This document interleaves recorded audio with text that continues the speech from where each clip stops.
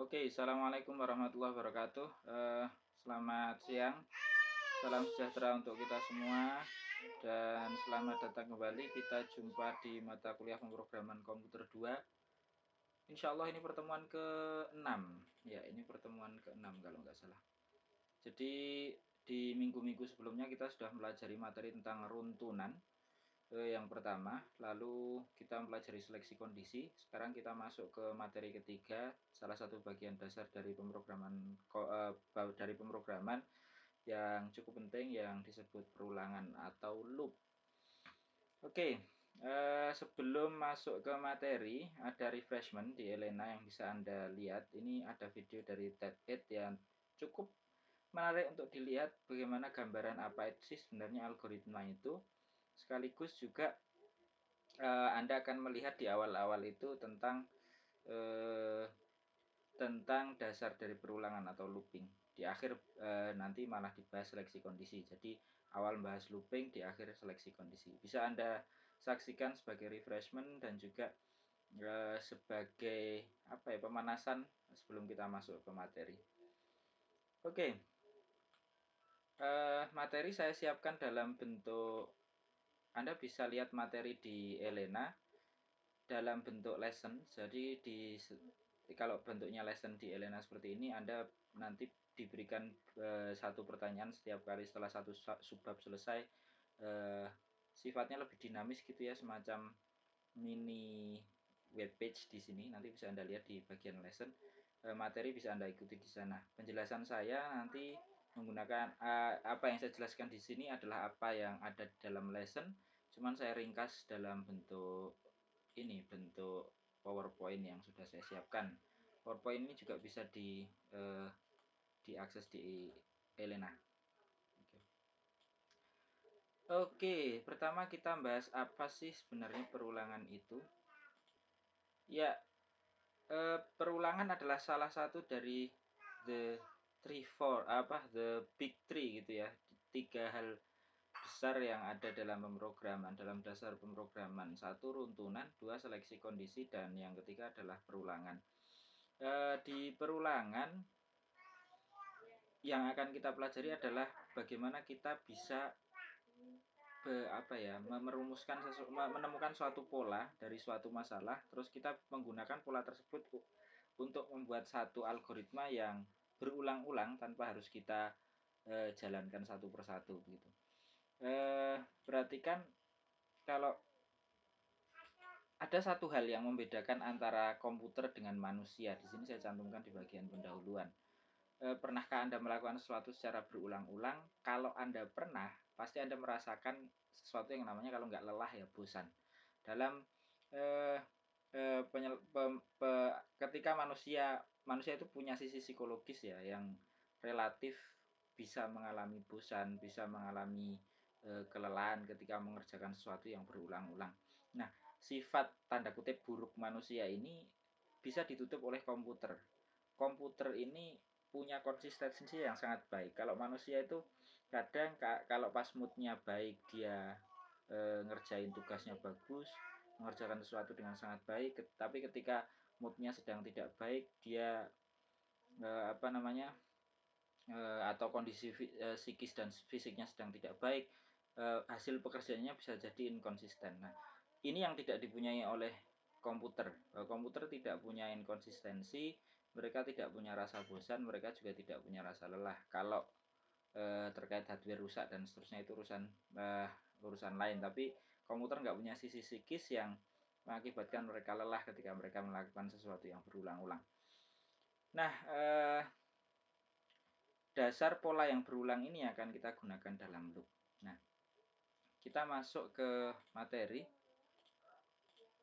Pola yang berulang, perhatikan, kalau saya punya pola seperti ini, 1, 2, 3, 4, 5, dan 6, secara umum Anda bisa melihat bahwa setiap kali kita menjejakkan kaki di salah satu bilangan, misalkan kita sekarang ada di bilangan 2, maka Anda bisa memprediksi bilangan apa setelah 2 ini, yaitu bilangan 3. Kenapa 3? Karena nampak di sini setelah 1, 2, setelah 2 dia ada 3, setelah 3, 4, setelah 4, 5, setelah 5, 6. Apa artinya? Kita punya satu pola dimana kita bisa melihat bilangan yang kita pijak sekarang itu hubungannya dengan bilangan yang sebelumnya itu bagaimana, dan bagaimana bilangan yang akan kita tuju selanjutnya itu ada hubungannya dengan bilangan yang kita pijak sekarang. Artinya kalau misalkan satu bilangan yang kita pakai sebagai acuan ini adalah I, kita bisa menebak bahwa setelah I adalah I plus 1, dan kita punya pola sebelum I adalah I minus 1 gitu. Ya, itu. Jadi di perulangan ini yang paling penting adalah bagaimana kita bisa melihat pola dari suatu permasalahan. Ketika kita sudah bisa melihat pola tersebut, kita bisa membuat bisa menggunakan perulangan untuk membantu menyelesaikan masalah kita. Nah, selanjutnya di bagian lesson nanti Anda akan mendapatkan satu video yang saya ambil dari YouTube tentang dasar dari perulangan. Silahkan nanti dilihat videonya sambil saya berikan keterangan. Ini saat Anda menonton video tersebut, video saya bisa di pause dulu untuk melihat videonya. Di bagian video tersebut Anda akan menemukan 4 hal yang terkait dengan perulangan. Jadi di dalam perulangan dalam video tersebut ada start, ada check, ada action, ada step. Penjelasan masing-masing. Start itu adalah kondisi yang memulai perintah pengulangan. Check itu adalah kondisi yang memperbolehkan perulangan dilanjutkan. Lalu action adalah perintah apa saja yang diulang, dan terakhir step adalah ketika kondisi tidak lagi terpenuhi, lantas apa yang akan dilakukan program selanjutnya. Nah, kalau Anda lihat di bukunya Prof. Rinaldi Munir di halaman 189, itu ada 4 hal yang sebenarnya berpadanan dengan yang disebutkan di video yang saya berikan di lesson tersebut. Di bukunya Prof. Rinaldi ini ada istilah inisiasi, kondisi perulangan, badan perulangan, dan terminasi. Nah, inisiasi adalah aksi yang dilakukan sebelum pengulangan dilakukan. Kondisi perulangan adalah ekspresi yang bernilai boolean yang harus dipenuhi untuk melaksanakan perulangan. Badan perulangan adalah sekumpulan aksi yang diulang selama kondisi perulangan terpenuhi, dan terminasi adalah aksi yang dilakukan setelah perulangan selesai dilaksanakan. Jadi nanti kalau kita membuat perulangan itu paling enggak kita punya 4 komponen yang harus ada. 1 inisiasi, 2 kondisi, 3 badan perulangan, dan terakhir adalah terminasi. Oke, lanjut. Nah, macam perulangan itu ada banyak, ada beberapa tergantung bahasa pemrograman yang Anda pakai. Cuman saya pakai patokan yang ada di bukunya Pak Rinaldi Munir sama yang ada di Flowgorithm. Kalau di bukunya Pak Rinaldi Munir Anda akan dapat for, while, repeat, dan do. For, while, dan repeat. Sementara di Flowgorithm Anda nggak ada repeat, adanya do. Nanti kita berikan penjelasan masing-masing. Kita mulai nanti dari for terlebih dahulu. Next. Nah, di antara sekian macam perulangan itu yang ya ada keistimewaan tersendiri. Kita bisa bukan keistimewaan ya. Kita bisa kelompokkan menjadi dua kelas besar. Yang kelas pertama adalah for sendirian. Dia adalah perulangan yang mana hasil akhir perulangan apa ya? Kita sudah bisa memprediksi perulangannya itu berapa kali.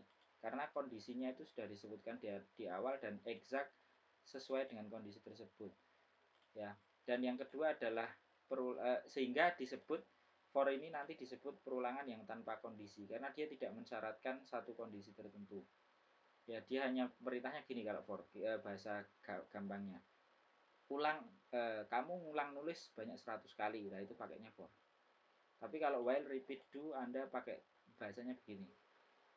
Kalau X-nya belum sama dengan 500 maka teruslah mengulang gitu. Jadi ada kondisi kalau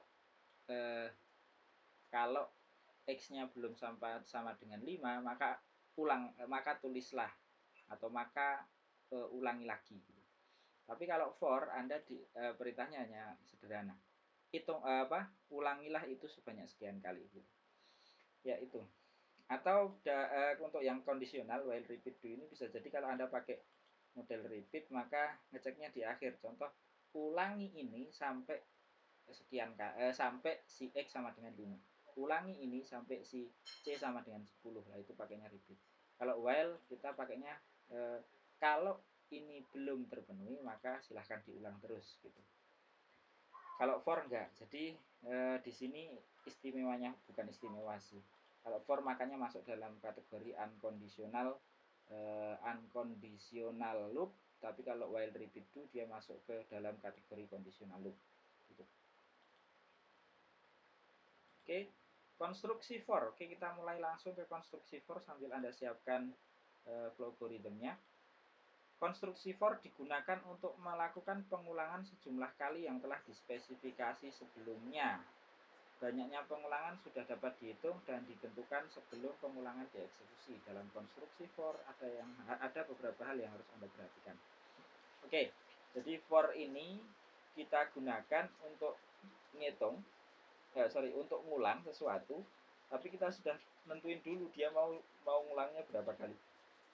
Ya, jadi kita sudah punya spesifikasi perulangannya. Kita nggak pakai kondisi, kita langsung pakai spesifikasi perulangan. Gitu. Sebelum masuk for lebih lanjut ya, saya jelaskan di algorithm. Kalau looping di algorithm itu logonya ada 3, logonya 1, cuman tulisannya ada 3. Ada while, for, sama do, bentuknya sama.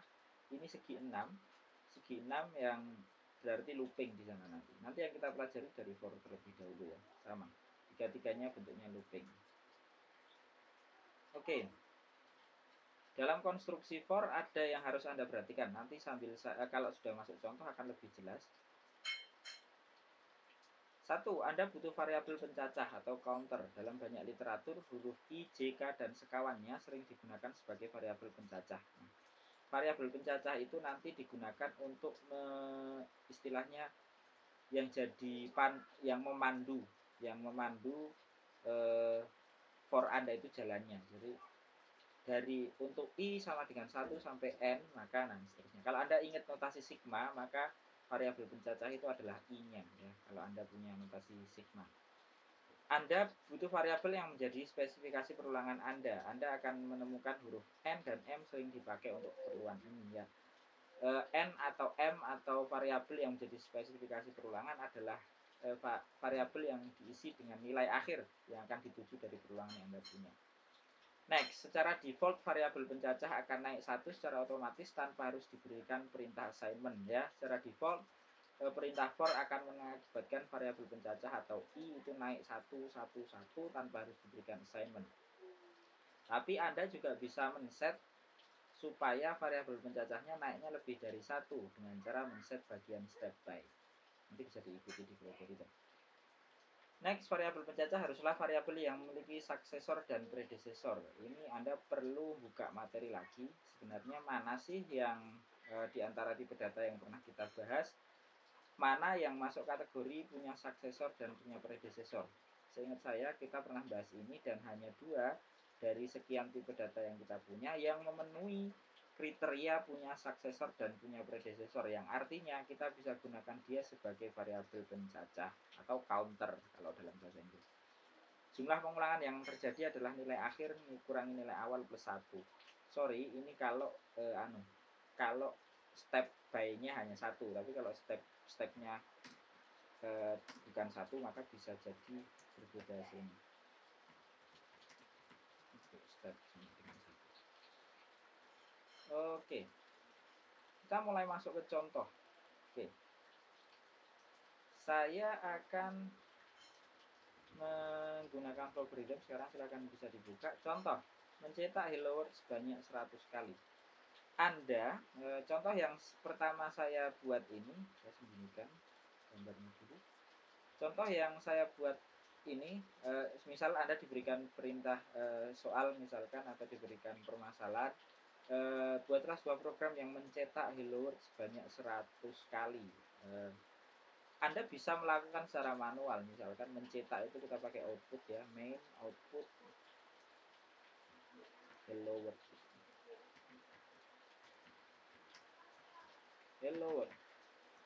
Ini sebanyak berapa? 100 kali. Berarti Anda copy ini, paste lagi, copy lagi, paste lagi sebanyak 100 kali. Ini baru 4 kali saja saya sudah kelelahan. Nah, ini sesuatu yang nggak efektif walaupun dijalankan sudah sesuai dengan yang kita inginkan. Muncul hello world sebanyak 5, baru 5, padahal yang diminta adalah 100. Nah, di sini kita bisa menggunakan perulangan. Alih-alih kita menuliskan hello world sebanyak 100 kali secara manual, kita bisa menggunakan perulangan supaya algoritma kita lebih efektif dan lebih efisien atau mangkus gitu ya. Kalau dalam bahasanya Pak Rinaldi mangkus. Nah, yang akan kita tulis adalah hello world, tapi bedanya kita menggunakan for di sini. Nah, for bentuknya seperti ini. Artinya adalah nanti kita sisipkan sesuatu di sini yang akan diulang sebanyak ketentuan yang ada di dalam for. Jadi kita lihat for-nya dulu. Di dalam for ada beberapa hal yang perlu kita tulis. Satu, ini variabel di sini adalah counternya yang akan Anda pakai. Variabelnya adalah misalkan counter ya. Sekali lagi tadi di slide saya sudah bilang, Anda yang pertama dibutuhkan adalah variabel pencacah atau counter. Dalam banyak literatur huruf I, J, K dan sekawannya sering digunakan sebagai variabel pencacah. Nah, di sini saya pakai huruf I ya, variabel di sini adalah counternya. Jadi I nanti akan memandu perulangannya. Start value-nya adalah mulai for-nya Anda buat mulai dari mana? Mulai dari 1, end value-nya misalkan sampai 5. Artinya nanti I-nya jalan dari 1 sampai 5. I sama dengan 1 sampai 5. Step by-nya adalah 1. Berarti secara default increasing artinya for-nya naik, dia berjalan I-nya nanti si variabel pencacah itu akan berjalan dari 1 sampai 5. Itu kalau increasing. Kalau decreasing berarti dia turun ya. Sekarang kita pakai increasing dulu. I sama dengan 1 menuju 5. Step by-nya 1. Artinya dia naik dari 1 naik ke 2, 2 naik ke 3, 3 naik ke 4, 4 naik ke 5 gitu. Kita coba. Nah, karena di sini Anda pakai I, maka Anda harus deklarasikan variabel di sini variabel I. Saya pakai integer karena integer punya predecessor dan punya successor, sehingga dia bisa digunakan sebagai counter atau sebagai variabel pencacah. Nah, yang akan kita ulang dimasukkan di sini. I sama dengan 1 to 5. Apa yang akan diulang? Saya akan meminta si program mengulang menuliskan hello world misalkan. Nah, di sana.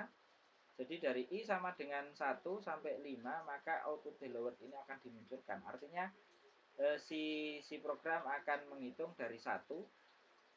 Ketika nanti jalannya gini ya, main mulai start, lalu integer dideklarasikan I, dia deklarasikan I, lalu untuk I sama dengan 1 nulis hello world, I-nya nambah jadi 2. I sama dengan 2 nulis hello world lagi, I-nya jadi 3. Nulis hello world lagi, I-nya jadi 4 dan nulis hello world lagi I-nya sampai 5.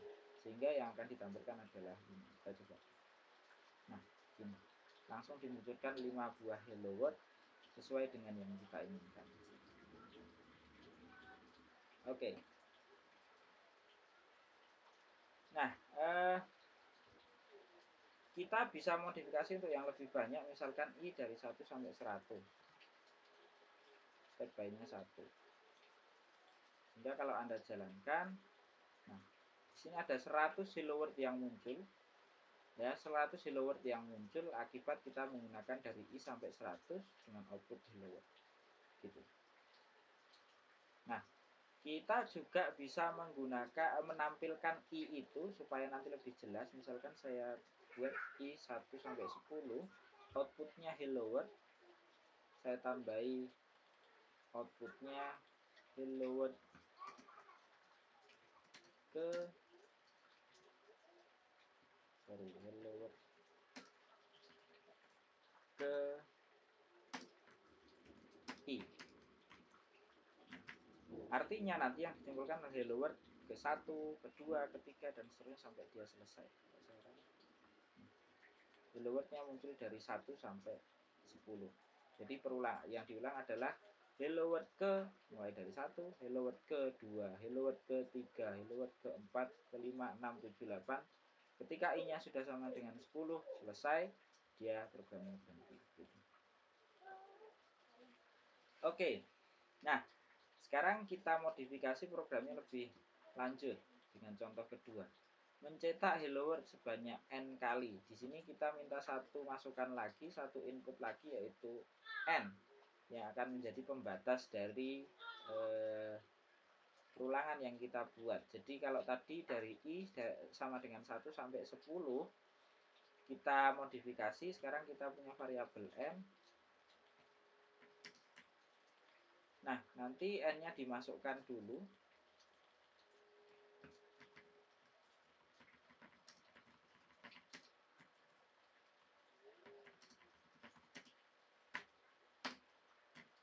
Silahkan masukkan nilai n, atau yang lebih humanis misalkan mau ngulang berapa kali gitu. Ya, kita minta input untuk n. Hitung nanti sekarang i-nya dari 1 sampai n. N value-nya bukan lagi 10 tapi n, jadi tergantung berapa n yang kita masukkan. Kalau saya start mau ulang berapa kali, saya minta dia ngulang 7 kali, maka dia akan ngulang dari 1 sampai 7, ke 1 sampai 7. Oke, itu silahkan Anda serap dulu, Anda maknai dulu sampai di sini bagaimana, apakah ada sesuatu yang mengganjal atau tidak. Itu ya, ini saya save dulu. Nah, kita juga bisa melakukan mengeset step by di sini supaya dia tidak sama dengan 1. Misalkan Anda pengen step by-nya adalah 2. Jadi start value-nya 1, end value-nya n, nanti dia langkahnya setiap 2. Jadi setelah 1 dia naik ke 3, setelah 3 dia naik ke 5, 5 naik ke 7 dan seterusnya. Nah, kalau bentuknya seperti ini, kita masukkan misalkan mau ulang berapa kali, n-nya 10. Ya, dia hanya akan karena step by-nya 2, dia lompat mulainya dari 1, 3, 5, 7 sampai 9. Anda juga bisa lakukan i-nya itu tidak melulu 1 ya. Bisa dari 0 misalkan. Tergantung kebutuhan. Mau ulang berapa kali? 10. Mulainya dari 0, 2, 4, 6, 8, 10 karena step by-nya adalah 2. Begitu. Kita juga bisa menggunakan for-nya yang sifatnya menurun. For yang sifatnya menurun seperti saya ambil contoh start value-nya saya 10. End value-nya n. N-nya nanti saya masukkan kecil. Dia decreasing step by-nya 1. Artinya dia mulai 10 turun ke n, turunnya sebanyak satu langkah gitu. Saya jalankan, mau ulang berapa kali? 1. Konteksnya nggak pas berarti ya, mau ulang berapa kali kok 1. Ya, ini berarti mulai dari 10 karena tadi perintahnya adalah mulai dari 10 sampai ke 10, 9, 8, 7, 6, 5, 4, 3, 2, 1. Jadi for-nya ini down to, for-nya turun bukan naik. Nah, decreasing di sini. Saya kembalikan dulu ke bentuk 1 sampai n, step by-nya 1, dia increasing. Ya, itu. Saya save dulu, nanti bisa Anda ambil di Google Drive seperti biasa. Saya punya di daring minggu ke-6.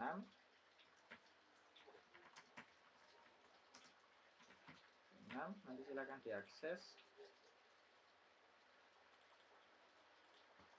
Ini untuk yang 01 hello.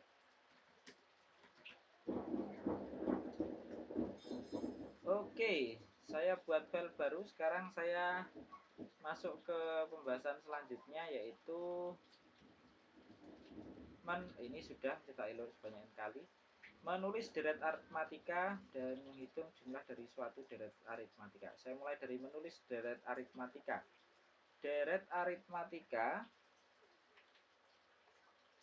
ya, deret aritmatika itu dimulai dari 1, 2, 3, 4, 5, 6. Ini sebenarnya sudah kita buat tadi ya.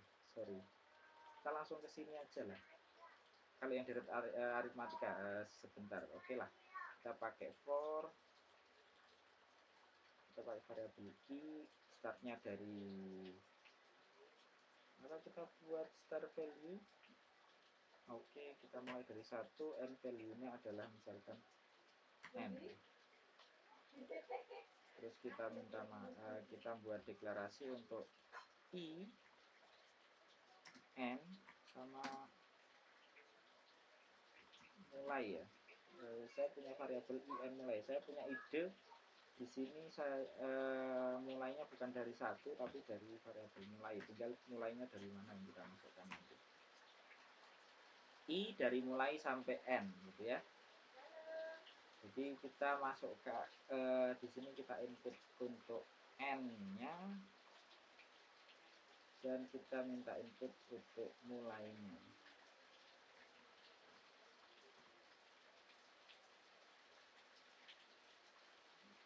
Di sini ya. Oke, jadi di sini saya meminta silahkan masukkan variabel mulai. Mulai dari berapa gitu ya? Mulai dari berapa? Lalu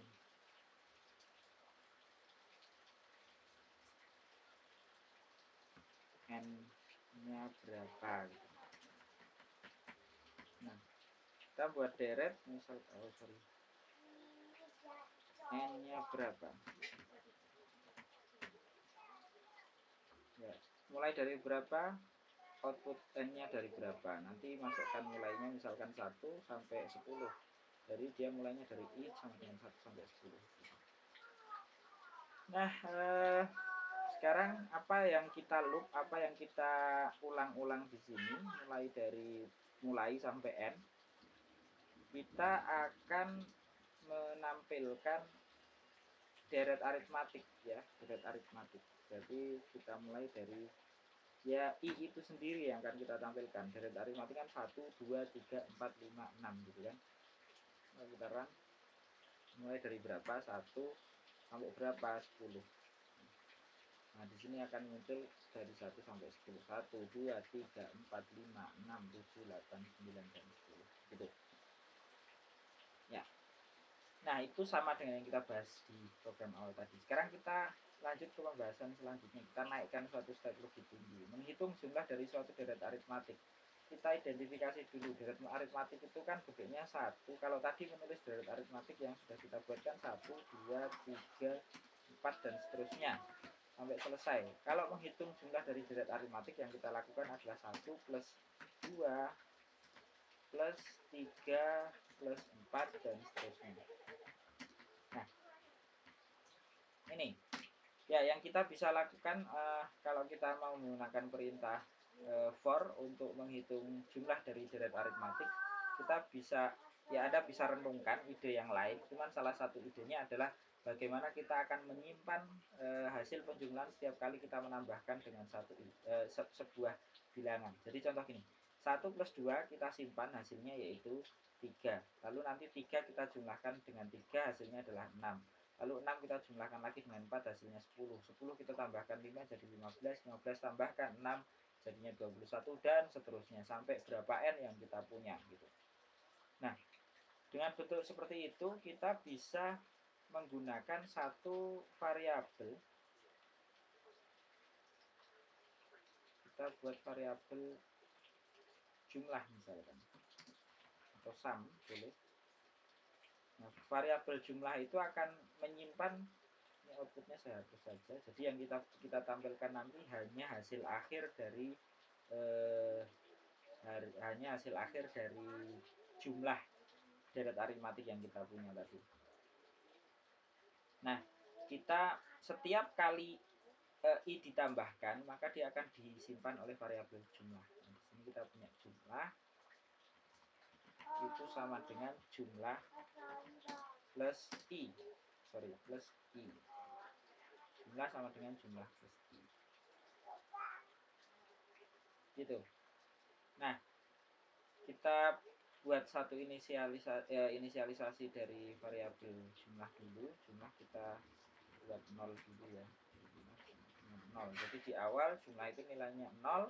Lalu nanti di sini setiap kali kita ngitung mulai dari I sama dengan mulai sampai N, mulainya tinggal berapa? Kita mulai dari 1, misalkan mulai dari 1 sampai N, maka dia akan dihitung jumlah akhirnya atau sum totalnya. Nah, saya run. Mulai dari berapa? 1. N-nya berapa? Misalkan 5 dulu.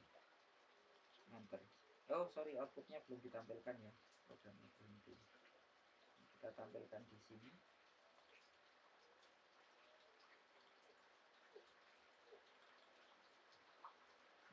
Jumlah aritmatikanya adalah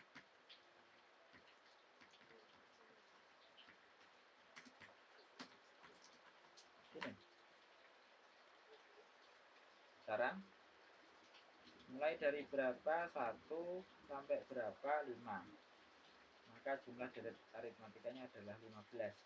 Kita hitunglah 1 tambah 2. Kalau kita hitung manual, 1 tambah 2 adalah 2, 2 tambah 3 adalah 3 tambah 3 adalah 6, 1 tambah 2 3, 3 tambah 3 6, 6 tambah 4 10, 10 tambah 5 15. Berarti sudah benar. Kita coba untuk bilangan lain misalkan. Misalkan mulai dari 1 berhentinya di 10. Dan hasil daratnya adalah 55 gitu. Oke. Ya, seperti itu.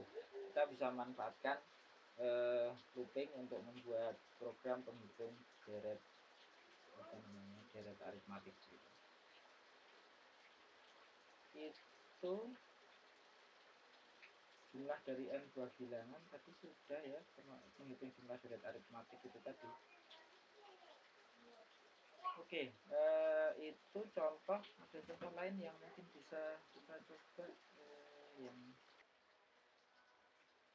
Oke, next contoh selanjutnya ini saya save dulu biar bisa dilihat sih ya. 02.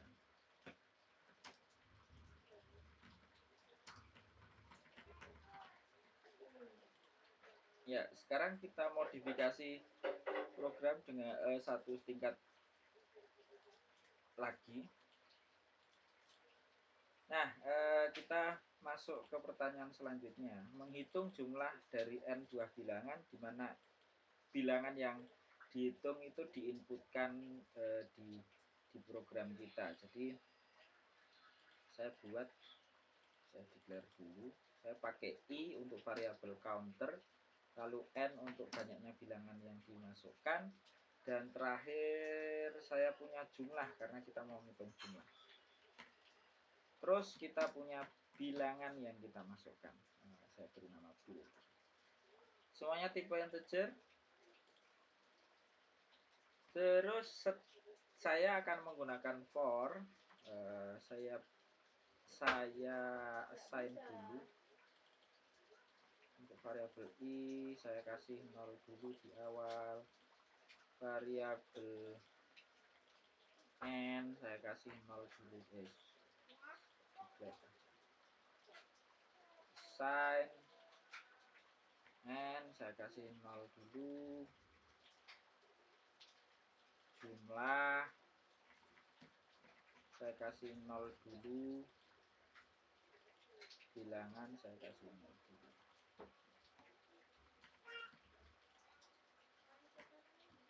Nah, saya berikan output. Nggak usah lah, nanti ada modifikasi sendiri aja ya. Intinya di sini nanti dia akan menginputkan kita. Saya beri output dulu. Silahkan masukkan berapa bilangan yang ingin Anda hitung jumlahnya. Misalkan aku masukkan 10 ya, dimulai dari 10 gitu. Nah, terus nanti kita minta input berupa n. Banyak bilangan dia inputkan. Terus kita mulai pakai for. Variabel yang kita pakai counter adalah i. Start value-nya adalah 1. And value-nya adalah n. Anda bisa mulai dari 0 sampai n min 1 juga boleh. Atau kita coba aja mulai dari 0 sampai n min 1. Oh, enggak usah dari 1 saja, 1 sampai n dulu. Nanti kalau sudah bahas array mulainya dari 0 sampai n min 1. Step by 1 increasing tetap. Jadi variabel i sebagai variabel counter mulainya dari startnya dari 1, n-nya dari sampai n, stepnya 1. Oke. Apa yang diminta diloopkan di sini apa? Kita kasih output, silahkan masukkan bilangan ke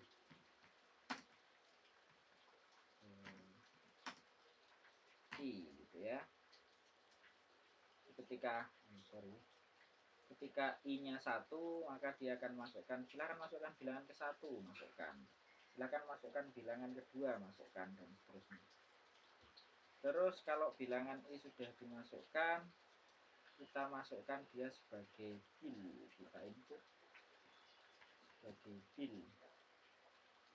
Lalu setelah itu kita jumlahkan, kita assign jumlah dengan jumlah plus bil. Nah, setelah selesai kita balik lagi, terusnya sampai i sama dengan n. Kita coba. Berapa bilangan yang ada hitung jumlahnya? 5.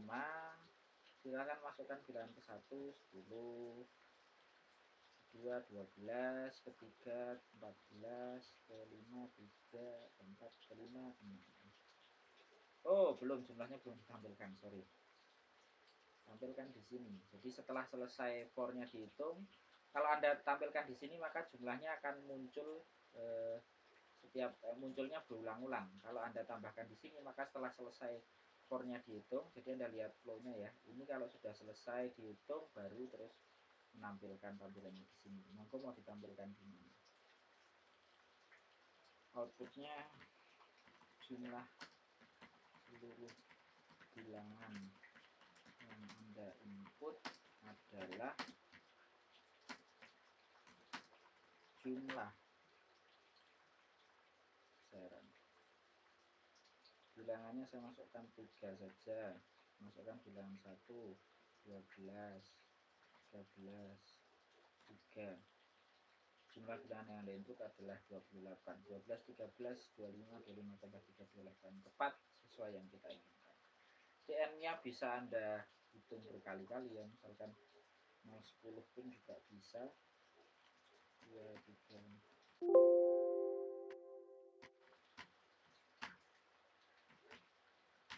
Ya, jumlahnya adalah 33. Ya, semua yang ada di dalam kalang loop ini akan diulang-ulang sebanyak sekian yang Anda tentukan di sini kalau Anda pakai perintah for. Gitu. Saya save lagi.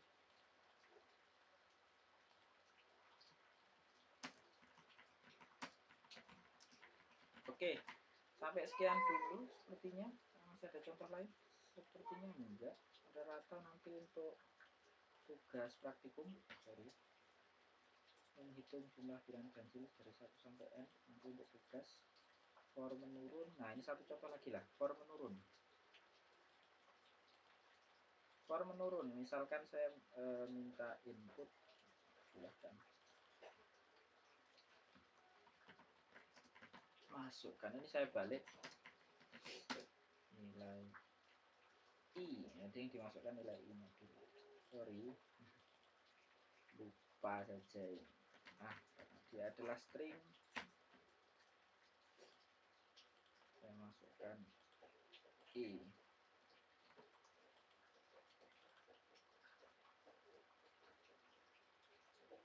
Saya declare i. Nah, terus saya lakukan perulangan. Dia decrease step by 1. Variabelnya dipakai i, startnya adalah i sampai n value-nya 1. Ya, berapapun i yang kita masukkan dia akan decrease sampai 1. Apa yang dilakukan? Kita kasih output hitung mundur i. Ketika dia sudah sampai 0, ini kita sampai 0 aja ya. Sampai 0, kalau dia sudah sampai 0 kita kasih output meluncur ya. Ini kayak program peluncuran roket. Masukkan nilai I 109875 ya, 0 meluncur ya. Gitu, itu kalau bentuknya adalah degrees. Jadi mulai dari yang besar ke kecil. Ya silahkan ambil Anda pelajari secara mandiri. Saya save dulu. 4 for degrees. Ya, oke. Itu saja dulu untuk pertemuan kali ini. Saya cukupkan sekian. Next, kita akan membahas yang lebih kompleks, pengulangan yang kondisional menggunakan while dan do. Terima kasih atas atensinya. Jangan lupa like dan subscribe. Semua materi sudah saya siapkan di Elena. Anda bisa akses di sana. Jangan lupa untuk mengerjakan tugas yang diberikan dan juga kuis jika ada. Yang jelas perhatikan due date dari masing-masing tugas. Terima kasih atas atensinya. Selamat siang. Assalamualaikum warahmatullahi wabarakatuh. Tetap semangat untuk belajar. Terima kasih.